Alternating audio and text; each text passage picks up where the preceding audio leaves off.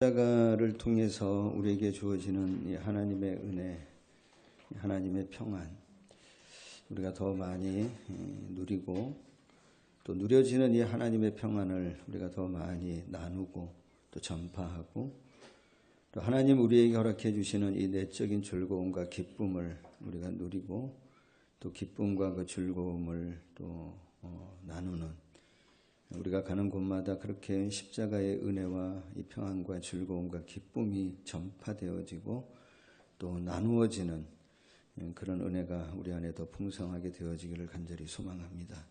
주님, 우리 안에 이 평안을 깨트리는 그 어떤 것들, 또 내 삶에 또 내적인 어떤 즐거움과 기쁨을 깨트리는 그 어떤 것들, 오늘 주님 앞에 예배할 때에 다 내어드립니다. 주여 돌아보아 주시고 또 굽어 살피셔서 구원하시는 하나님의 역사가 오늘 이 시간 임하도록 도와주시옵소서. 함께 하심을 믿습니다. 감사합니다. 예수님의 이름으로 기도하옵나이다. 아멘. 자, 우리 한 번 더 교제합니다. 사랑하고 축복합니다. 저 음향을 조금만 내려주시겠습니까? 조금만 내려주십시오. 자, 여러분, 지난 한 주간 전국적으로 우리 군포시가 많이 알려지는 그런 한 주간이었습니다. 언론에 군포시 꽤 많이 나왔습니다. 여러분 모르셨습니까? 군포시가 있었나 어디에 있나 이제 궁금하는 사람들도 많이 있었을 거고요. 또 군포시도 군포시지만 모두 당정동도 전국적인 동네가 되어질 만큼 언론에서 많이 노출이 되어졌습니다. 누구 때문이죠? 그 양진호라고 하는 한국미래기술 회장. 한국미래기술이라고 하는 회사가 로봇을 만드는 회사라 그러잖아요. 그 회사가 어디에 있냐면 당정동에 있습니다. 양진호 씨 얘기 많이 나오죠, 지금. 아시잖아요. 뭐 직원을 폭행하는, 그래가지고 심하게 폭행을 하죠. 좀 보진 못했습니다만은 언론에 나온 걸 보면 갑질이라고 말하기에도 좀 뭔가 하여튼 옛날 우리가 쓰던 전문용어로 얘기하면 또라이 짓을 하는, 정말 미련하고 어리석은, 어떻게 그럴 수 있나 싶을 만큼의, 그럴 수 있는 게 누구죠? 사람인 것 같아요. 그분에게 돈이 없습니까? 돈 많습니다. 1년이면 뭐 몇백억씩 그냥 수입이 되어진다. 그 회사가 뭐 로봇 만드는 회사는 돈이 별로 안 되는 거고, 전 잘 모르는데 하여튼 뭐 있더라고요, 회사가. 여러분 하여튼 그 회사가 있는데 1년이면 몇백억씩, 그 회사도 그냥 100% 본인의 것으로 그래가지고 수입이 몇백억 되어지더라고요. 차만 해도 한 5억 6억 되는 차를 몇 개씩 갖고 타고, 돈도 있고 힘도 있고 권력도 있고 다 있어요. 다 있는데 한 가지 없는 게 있습니다. 그게 뭐죠?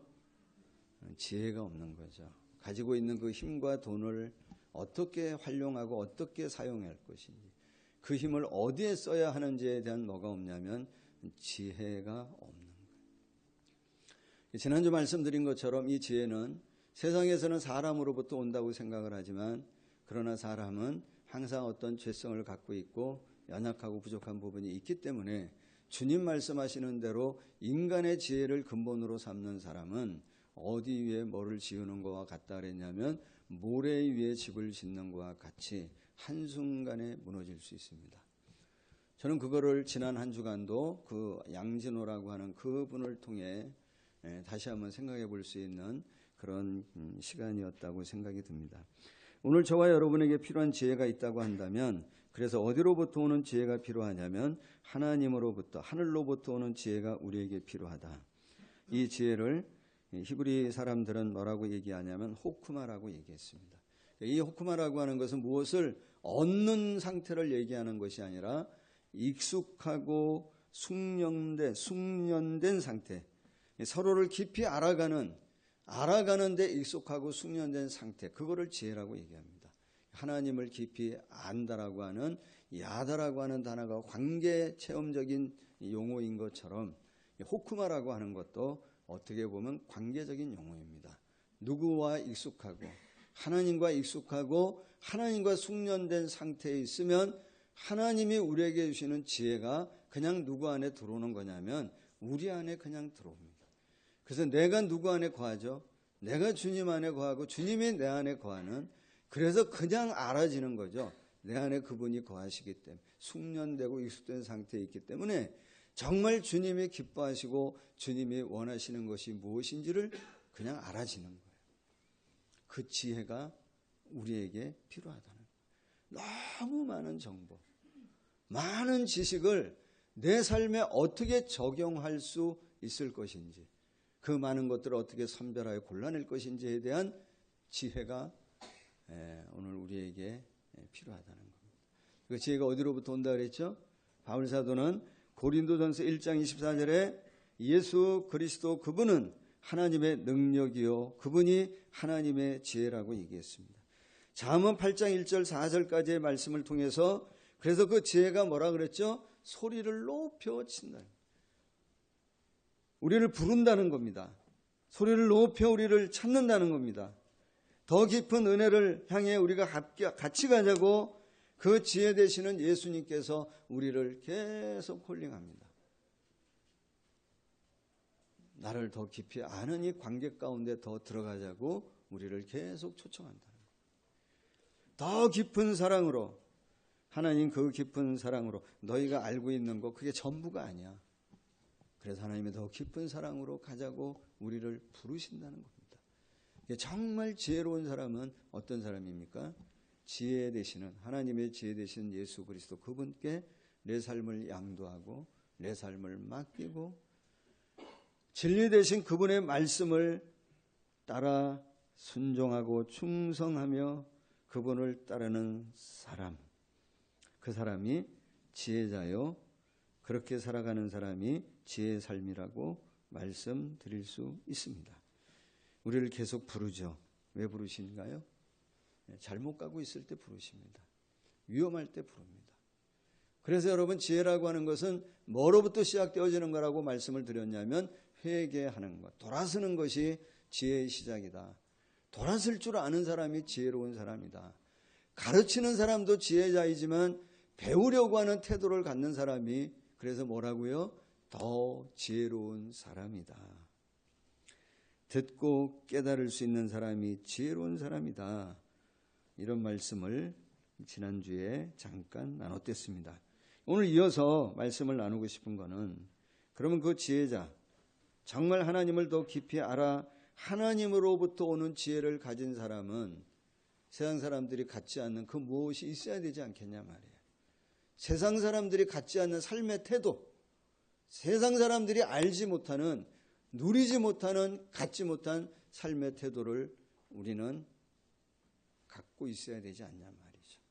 그래서 지혜자가 갖는 삶의 태도, 오늘은 세 가지를 간략하게 빨리 좀 나누려고 합니다. 잠언 8장 17절에 보시면 두 가지가 나오죠. 먼저 다시 한번 보실까요? 같이 한번 볼까요? 나를 어떻게 하는 자들이? 사랑하는 자들이 나의 사랑을 입으며, 이게 하나입니다. 그럼 여러분 뭐라고 적용할 수 있습니까?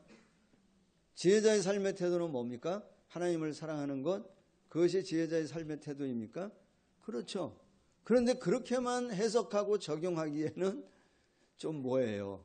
좀 뭔가 아쉬움이 있지 않습니까?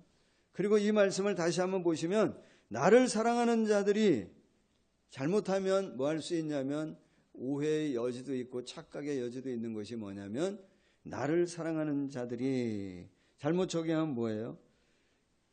그러면 뭐냐? 내가 먼저 사랑해야 하나님 나를 사랑한단 말이냐? 그건 맞아요, 안 맞아요? 그건 아니잖아요. 여기에 말씀에 그것이 나와 있지는 않습니다만은, 하나님을 내가 먼저 사랑해야, 내가 사랑하는 만큼 하나님이 나를 사랑한단 말이냐? 그건 아니잖아요. 누구의 성품을 보면 하나님의 성품을 우리가 아는데, 하나님의 성품이 내가 주는 것만큼 주시는 분은 아니란 말이에요. 내가 먼저 사랑해야 할 때 나를 사랑하시는 분이 하나님은 아니란 말이에요. 그럼 이 말의 의미가 뭘까? 우리가 이 말씀을 어떻게 적용할까? 하나님을 사랑하는 것이 지혜자의 삶의 태도이다라고만 그냥 적용하기에는 뭔가 좀 아쉬움이 있다는 겁니다. 여러분 요한일서 4장 10절 말씀에 보면 이렇게 말씀하십니다. 사랑은 여기 있으니 우리가 하나님을 사랑한 것이 아니요 하나님이 우리를 사랑하사 우리 죄를 속하기 위하여 화목제물로 그 아들을 보내셨음이라. 무슨 말씀이죠? 우리가 먼저 사랑한 게 아니라 누가 먼저 사랑하셨어요? 하나님 먼저 사랑하셨습니다. 하나님 사랑.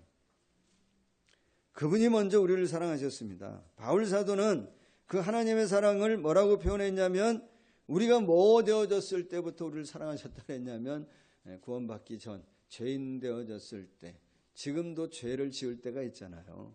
지금도 죄를 짓는 그 순간에도 먼저 우리를 사랑하시는 분이 누구라 그러냐면 하나님 아버지의 사랑이라고 말씀하십니다. 자, 그러면 나를 사랑하는 자들이 내가 먼저 사랑할 때 내가 사랑하는 것만큼 하나님이 나를 사랑한다는 의미는 아닐 거란 말이에요. 그럼 이것을 어떻게 우리의 삶에 적용할 수 있을까? 저는 이 말씀을 보면서 주님 우리에게 이런 질문을 던진다고 생각이 듭니다. 너희가 어떤 사랑을 받았는지 좀 알고 있냐 말이에요. 너희가 받은 사랑이 어떤 것인지 아냐 말이에요. 내가 너희를 사랑했는데 그 사랑이 어떠한 것인지를 너희가 좀 알고 있냐.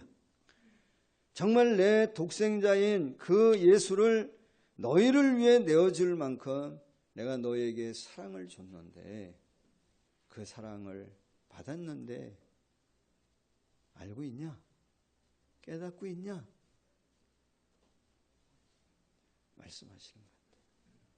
그러면서 우리에게 하시는 말씀이 뭐냐면 너희가 정말 그런 사랑을 받았다면 그 사랑받은 거에 대해 뭐 하라는 거죠? 표현하라는 거예요. 받은 사랑을 좀 표현하라는 거예요.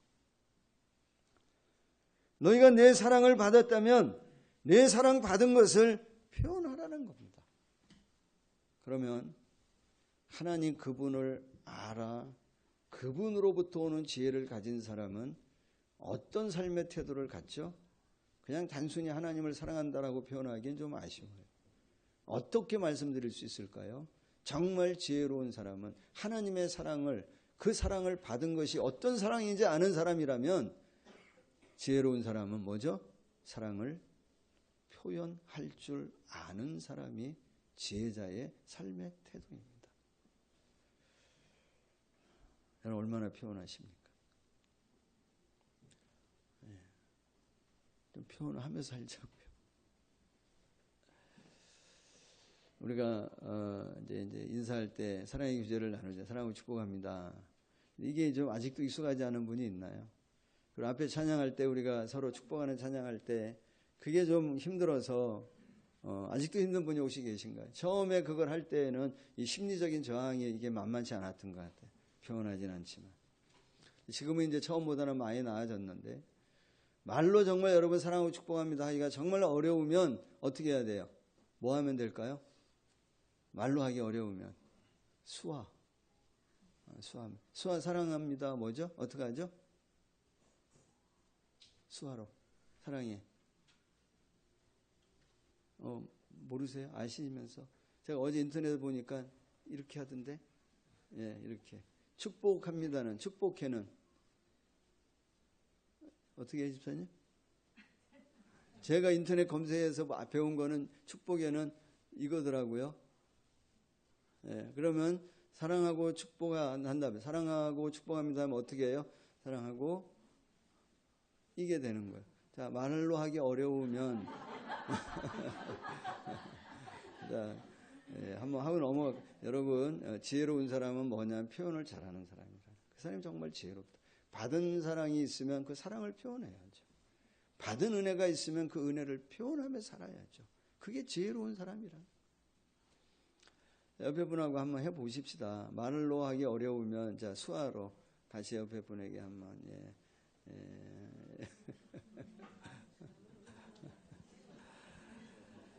여러분 그렇다는 거예요. 정말 지혜로운 사람은 하나님을 아는 그래도 정말 하나님을 더 힘써 알아서 하나님으로부터 오는 그 무언가를 받은 사람들은 그 받은 것을 뭐 할 줄 안다고 얘기하는 거냐면 표현하고 반응할 줄 아는 게 지혜로운 자의 태도라는 거예요. 삶의 태도. 그러니까 하나님 앞에 맨날 우리가 말로만 사랑하고 축복합니다 말할 수는 없잖아요. 그럼 더 뭐가 필요할까요? 하나님 앞에 우리가 사랑한다면, 받은 사랑에 하나님 앞에 우리가 그 사랑을 표현한다면 어떻게, 뭘로 표현할 수 있을까요? 요한복음 14장 15절에 이렇게 말씀하십니다. 너희가 나를 사랑하면 나의 계명을 지키라 말씀하십니다. 요한복음 14장 21절에 말씀하십니다. 나의 계명을 지키는 자라야 나를 사랑하는 자다라고 말씀하세요. 정말 내가 하나님으로부터 받은 사랑이 어떠한 것인지를 내가 정말 알아 깨닫는다면, 그 사랑을 받은 것이 얼마나 값지고 귀한 것인지를 안다면 그분의 계명을 단마음으로, 자원하는 마음으로 뭐 하는 거죠? 지키려고 하는 겁니다. 지키는 겁니다. 계명을 다 지키기가 어렵습니까? 그러면 큰 계명 딱 2개만 지키자고요. 가장 큰 계명 뭐였어요? 하나님을 사랑하라는 거예요. 어떻게? 목숨을 다하고 힘을 다하고 뜻을 다하여 하나님 사랑, 하나님 안 보이는데요. 그래, 그럼 날 사랑하는 거를 다르게 표현해라. 그게 뭐라 그랬어요? 이웃을 내 몸처럼 사랑하라. 지혜로운 사람이 누구예요? 그 사랑을 옆에 사람에게, 가까이 있는 사람에게, 내 이웃에게 뭐 하는 거예요? 표현하는 사람이 지혜로운 사람이라는 거예요. 받은 은혜가 있습니까? 그 은혜를 표현하십시오. 받은 사랑이 있습니까? 그 사랑을 표현하십시오. 정말 하나님으로부터 오는 그 어떤 것을 받은 것이 있습니까? 여러분들이 누리시면서 그 사랑을 표현하는 거에 더 풍성해질 수 있는 그런 지혜자가 우리 성도님들이 되시기를 예수님의 이름으로 축복합니다. 여러분 해보시면 놀라운 일이 생겨요. 처음엔 불편한데 이게 참 불편해지는데 자꾸 하다 보면 어떻게 되어지죠? 평안하게 되어집니다. 그렇습니다. 자꾸 표현하다 보면 그게 평안하게 되어집니다. 처음엔 참 어려운데 자꾸 표현하다 보면 표현하는 그 사람하고 어떻게 되어지죠? 친밀해집니다. 익숙해집니다. 정말 어려운 사람이 있습니까? 그 사람에게 자꾸 더 사랑을 표현하자고요. 그러면 나도 모르게 어느 순간에 그 심리적인 저항선이 서로 무너지면서 뭐하게 되어지냐면 서로 평안해지는 거예요. 서로 친밀해질 수 있습니다. 이 받은 사랑을 더 풍성하게 표현할 줄 아는 이 지혜로운 우리 성도님들이 다 되시기를 예수님의 이름으로 축복합니다. 자, 2번째입니다. 어떤 지혜자는 어떤 삶의 태도를 갖나요? 다시 한번 이제 17절 한번 보시면, 잠언 8장 17절. 나를 사랑하는 자들이 나의 사랑을 입으며, 같이 한번 읽습니다. 후반 부분, 나를 간절히 찾는 자가 나를 만날 것이니라. 자, 지혜자의 삶의 태도 2번째 뭔가요? 기도하는 것이 지혜자의 삶의 태도입니까? 그렇죠. 그런데 이것도 그렇게만 적용하기에는 뭔가 좀 아쉬움이 있습니다. 자, 시편 145편을 한번 보시겠습니다.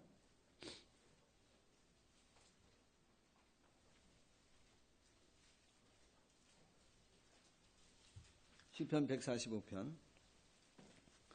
여호와께서는 18절. 145편 18절입니다. 여호와께서는 자기에게 간구하는 뭐라고 말씀하셨죠?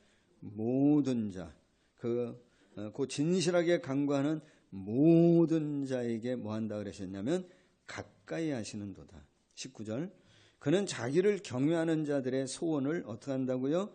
이루시고 또 그들의 부르짖음을 뭐 하고요? 들으사 뭐 한다고 얘기하셨냐면 구원하신다는 거예요. 저는 먼저 마음에 들어오는 단어가 뭐냐면 모든 자, 모든 자.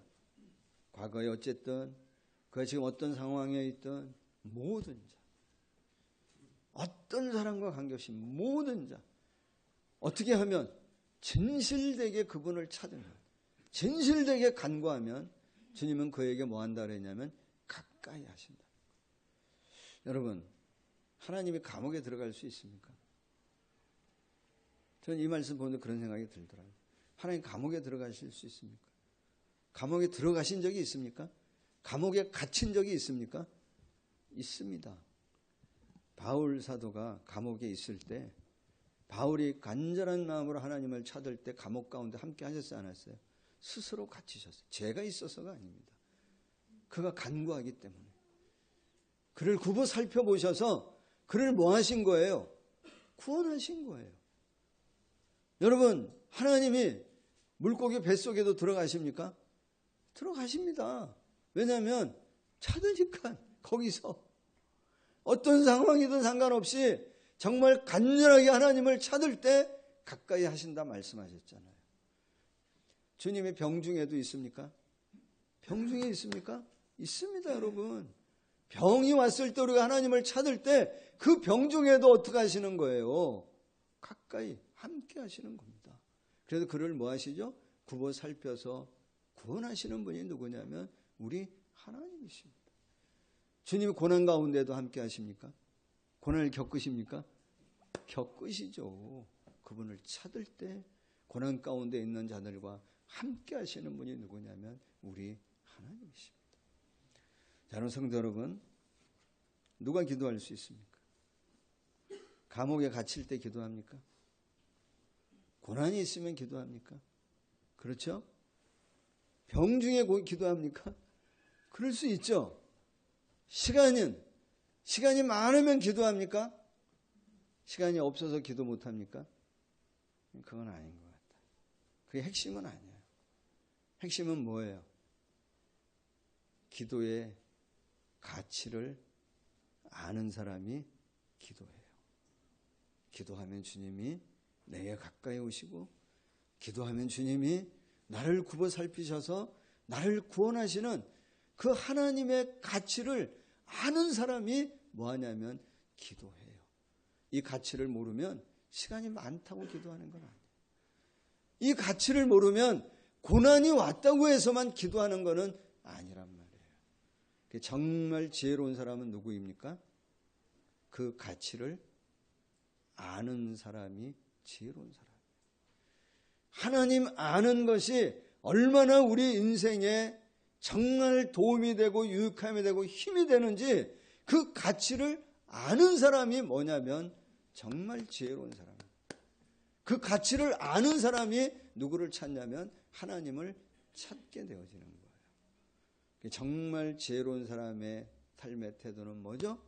그 영적 가치를 알고 주님을 찾고 그 가치를 뭐 하는 사람이냐면 누리는 사람이 정말 지혜로운 사람입니다.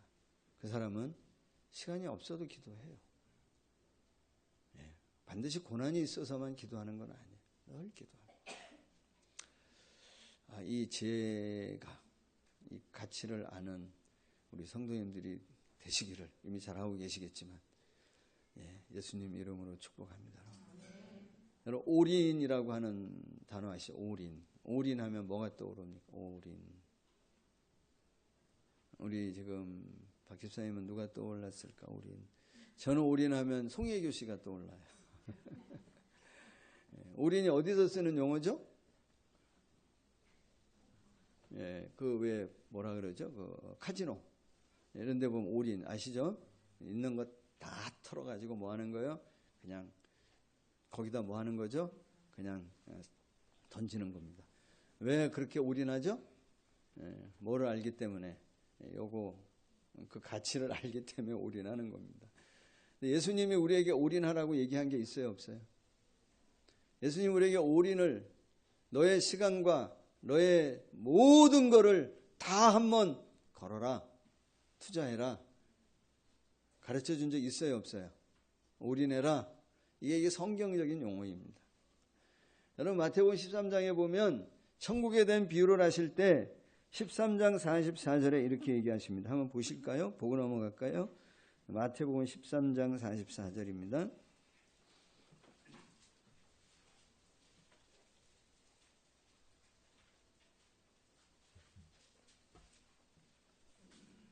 마태복음 13장 44절입니다. 뭐라고 그러죠? 천국은 마치 밭에 감추인 붕어와 같으니 이 사람이 이를 발견한 후에 숨겨두고 기뻐하며 돌아가서 자기의 소유를 어떻게? 다 팔아. 이게 다 팔아 이렇게 읽으면 안 됩니다. 다 팔아. 다 팔아 그 밭을 사느니라. 누가 다 팔 수 있죠? 누가 올인할 수 있습니까? 그 밭의 가치를 아는 사람이에요. 누가 예배를 잘 드릴 수 있죠? 예배 시간에.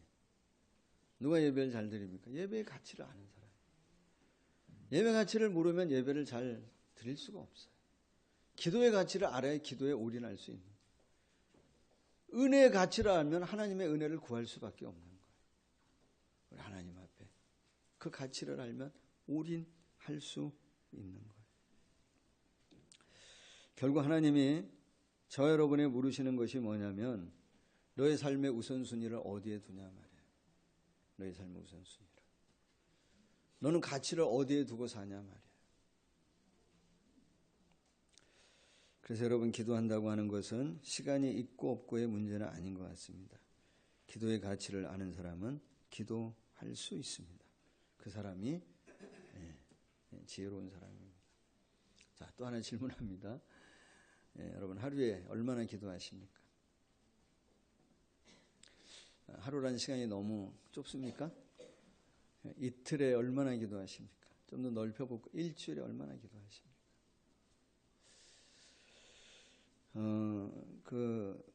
좀 오래된 통계인데 2009년도에 정보통신정책연구원이라고 하는 데서 조사한 통계인데요. 하루 24시간 중에 일반적으로 수면, 잠자는 데 드는 시간이 우리 한국 사람들이 7시간 39분이래요. 그러면 7시간 39분을 제외한 16시간 21분을 우리가 평소 가지고 활용을 한답니다.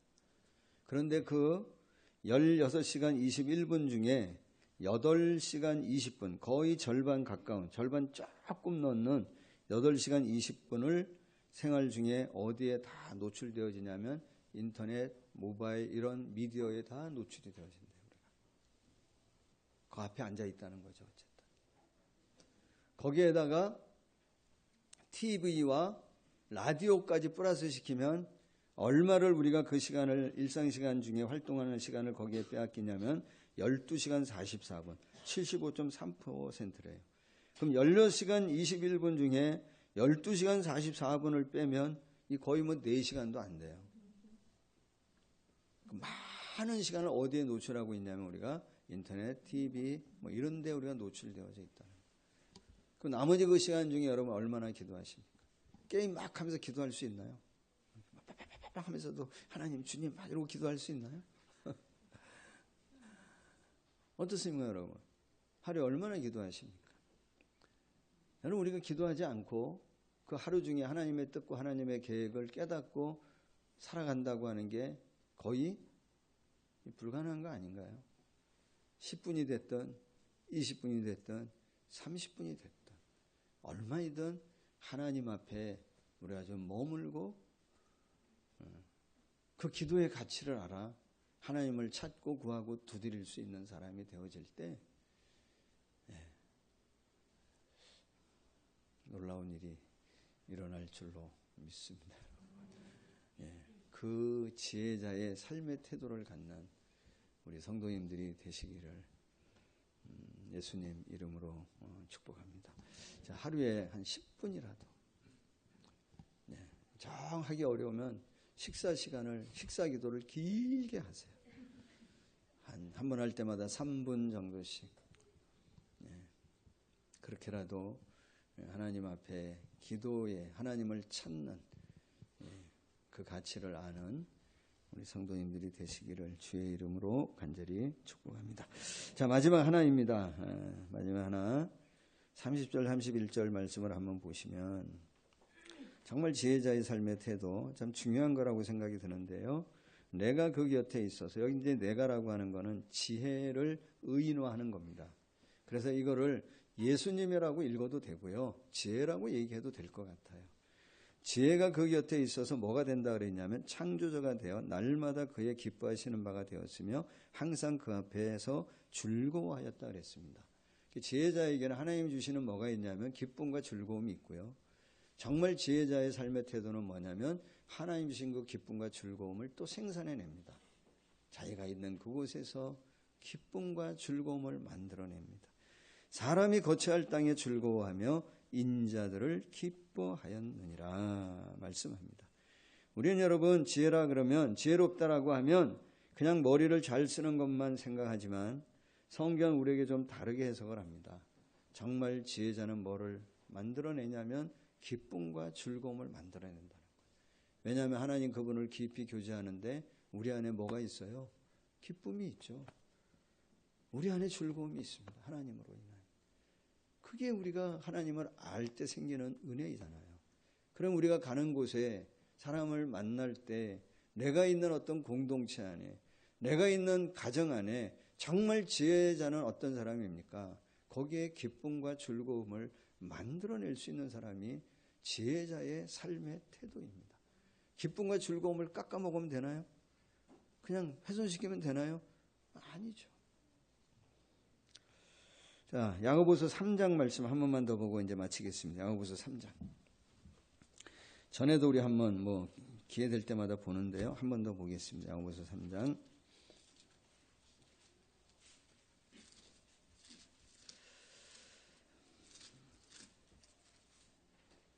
야고보서 3장 13절부터 한번 보시면 너희 중에 지혜와 총명이 있는 자가 누구냐? 그는 선행으로 말미암아 지혜의 온유함으로 그 행함을 보일지니라. 그러나 너희 마음속에 뭐예요? 독한 시기와 다툼이 있으면 자랑하지 말라. 진리를 거스려 거짓말하지 말라. 이러한 지혜는 지혜라고 얘기하지만 이 지혜는 위로부터 하늘로부터 내려오는 것이 아니고 이런 지혜가 땅의 지혜라는 거예요. 정욕으로부터 오는 지혜라는 거예요. 귀신의 것이라는 겁니다. 16절 시기와 다툼이 있는 곳에는 뭐예요? 혼란과 모든 악한 일이 있습니다. 여기 시기, 다툼, 자랑, 거짓, 혼란 이런 모든 것들 어디로부터 온다는 거예요? 땅의 지혜로부터 온다. 여러분 배웠다고 하는 사람들이 모여서 토론하는 TV 프로 보세요. 이런 여기에 나오는 어떤 태도가 다 나오지 않습니까? 정말 사람들이 스스로 잘났다고 생각하는 사람들, 지혜롭다고 똑똑하다고 하는 사람들이 모여있는 곳에 이런 일들이 막 일어나요. 이런 것은 뭐를 훼손시키는 거예요? 즐거움과 기쁨을 훼손시킵니다. 그런데 뭐라고 얘기합니까? 17절 야고보서 3장 17절 오직 위로부터 난 지혜는 첫째 뭐하고? 성결하고. 이건 좀 구별된 기준을 갖는 겁니다. 이 성결함이라고 하는 것은 하나님을 경외함으로 하나님을 두려워함으로 갖는 기준이에요. 그래서 여러분 세상에서는 그냥 좋은 게 좋은 거야 라고 얘기하지만 우리는 좋은 게 좋은 게 아니에요. 우리에게 좋은 건 뭐예요? 하나님의 뜻에 맞는 게 좋은 거예요. 그 기준을 분명히 갖는 사람이 뭐냐면 세상과 구별된 기준을 갖는 성결한 사람이에요. 그래서 그 사람은 좌우로 치우치지 않아요. 오직 하나. 그 성결함을 간등. 그게 어디로부터 오는 지혜라고 얘기하냐면 하늘로부터 오는 지혜라는 기준. 그 다음에 뭐라 그러죠? 첫째 성결하고 다음에 뭐하고? 화평. 화평 아시잖아요. 이건 뭐예요? 연합되게 하는 거예요. 평화롭게 하는 거예요. 어디를 가든 누구를 만나든 분열이나 나누게 하는 것이 아니라 하나로 연합되게 하는 거예요. 그게 어디로부터 오는 지혜라 그러냐면 하늘로부터 오는 지혜를 가진 것이라고 얘기해요. 그리고 또 뭐라 그러죠? 관용하고. 관용이라고 하는 거는 위에 있는 걸 담는다고 하는 의미랍니다. 그 위에 누가 계세요? 네, 주님 계시죠. 주님을 담는 거예요. 그게 관용입니다. 주님을 담는다고 하면 어떻게? 주의 마음을 갖는 거예요. 주의 마음의 배짱, 주님의 배포를 갖는 거예요. 그래서 다 뭐 할 수 있는 거죠? 품을 수 있는 거예요. 다 품을 수 있어요. 관용. 그리고 뭐하고? 양순하고. 양순하다고 하는 것은 누군가에 배려할 줄 아는 겁니다. 배려하는 겁니다. 긍휼. 궁율은 뭐예요? 상대 입장에서 그 사람을 이해하고 품는 겁니다. 그 궁율. 그런 선한 열매가 가득하고 위로부터 오는 지혜 없는 게 있는데 뭐가 없다고요? 편견과 거짓이 없다. 18절 화평하게 하는 자들은 화평으로 심어 뭐를 거둔다고요? 의의 열매를 거둔다는 거예요. 여러분 17절 18절에서 나타나는 열매하고 그 앞에 13절에서 16절까지인가요? 얘기하는 열매하고는 너무 달라요. 앞에 거는 기쁨과 즐거움을 깨는 겁니다. 뒤에 거는 뭐를 만드는 거예요? 기쁨과 즐거움을 만들어내는 겁니다. 지혜자는 뭐예요? 좋은 걸 만들어내는 거예요. 이게 뭐 사실인지 아닌지 정확히 모르겠지만 그 이랜드 지금 어떤지 모르겠습니다만은 이랜드 기업에 그 사람을 채용할 때 이제 면접을 가면 그런데요. 면접관이 있고 들어오면 그 사람을 이제 면접해가지고 이 사람이 갖고 있는 능력이 얼마고 상식이 어떻고 리더십은 어떤지 그걸 점수로 매긴대잖아요. 점수를 이렇게 매깁니다. 그러면 뭐 40점, 뭐 80점 이렇게 매긴대요. 그럼 매기면 그 매겨진 점수와 그거를 이제 누구에게 올라가냐면 그 회장님한테 올라가서 최종 면접을 그 사람 앞에서 이제 받는데요. 그럼 이제 그 사람이 봤을 때 40점짜리구나 보잖아요. 90점짜리구나 보잖아요. 그러면 최종적으로 이랜드 그 박성수 회장님이 딱 기호를 둘 중에 하나를 붙인대. 그 앞에 뭘 붙이냐에 따라 달라진다는 거예요. 둘 중에 하나가 뭐 하나는 마이너스고 하나는 플러스라는 거예요. 90점짜리예요. 그 앞에 마이너스를 붙이면 뭐죠? 마이너스 90이에요. 그럼 어떤 의미겠어요? 아무리 능력이 있어도 이 능력은 어떤 능력이라는 거예요? 조직을 해칠 수 있는 능력이라는 거예요. 그분 하는 게 다 옳다는 얘기 제가 드리는 말씀은 아니에요. 오해하지 마시고. 내가 드리고 싶은 건 뭐냐면 여러분 이 조직폭력계에도 두목도 리더십이 있습니까? 리더십이 있습니다. 그 리더십은 조직폭력배의 두목이 재능이 80이면 어떤 80인 거예요? 마이너스 80점짜리입니다. 갖고 있는 재능을 뭘로 쓰는 거예요? 전혀 어두움의 세계에서 쓰는 거예요. 내가 갖고 있는 재능이 40입니까? 그러나 그 앞에 플러스가 붙는다고 한다면 나는 생산적인 관용하고 화평하고 귀몰하고 성결한 일에 뭐 할 수 있는 것이에요? 플러스 40점짜리가 될 수 있는 거예요. 마이너스 되면 어떻게 해요? 시기와 다툼에 내 능력을 80% 쓸 수도 있는 거예요. 여러분 하나님께서 여러분 앞에 하나님 뭐 완벽하신 분이시잖아요. 여러분 앞에 기호를 붙인다면 뭘 기호를 붙일까요? 야, 내가 쟤한테 90점을 줬는데 은사와 재능을 90을 줬는데 그 은사와 재능을 마이너스로 씁니까? 플러스로 쓰십니까? 주님 만약 여러분에게 붙인다면 어떤 기호를 붙일까요? 여러분 가정에서 여러분 즐거움과 기쁨을 만들어내는 사람입니까? 아니면 그 반대의 사람입니까? 여러분이 일하는 그곳에서 여러분이 갖고 있는 재능과 하나님이 여러분에게 주신 그 은사를 하나님의 나라를 위해 플러스로 사용하십니까? 아니면 그 능력으로 하나님의 일을 막는 데 사용하십니까? 정말 지혜자는 누구라는 거죠? 기쁨과 즐거움을 만들어낸다는 거예요. 제 사랑하는 여러분, 우리 플러스 인생이 되자고요. 하나님 앞에 정말 플러스 인생이 되어져서 지혜자의 삶의 태도, 사랑을 표현하고 하나님을 찾고 구하고 기도의 가치를 알고 그래서 정말 이 기쁨과 즐거움을 만들어내는 그래서 성결하고 관용하고 양순하고 긍휼과 선한 열매, 의의 열매를 거두어내는 이 신령한 이 선한 이 영향력을 더 풍성하게 갖는 우리 성도님들이 되시기를 예수님의 이름으로 간절히 축복합니다. 사랑하신 하나님 감사합니다. 오늘도 우리가 그 주님을 더 깊이 알아가기를 원합니다. 주님 우리에게 늘 말씀하십니다. 난 너와 더 함께하고 싶다고, 난 너와 더 교제하고 싶고 더 많이 나를 찾으면 좋겠다고. 우리가 힘들고 어려울 때 주님 찾는 정말 하나님 그 사랑을, 하나님의 그 능력의 가치를 알아 하나님을 더 찾고 구하고 두드리는 저희들 되어지도록 주님 도와주시옵소서. 그래서 하나님 받은 은혜 우리가 마음껏 표현하고 받은 사랑 마음껏 나누고, 그래서 하나님 우리가 있는 그곳에 기쁨과 즐거움을 만들어내는 그런 지혜로운 사람의 삶을 살아가는 우리 모두가 되어지도록 축복하여 주시옵소서.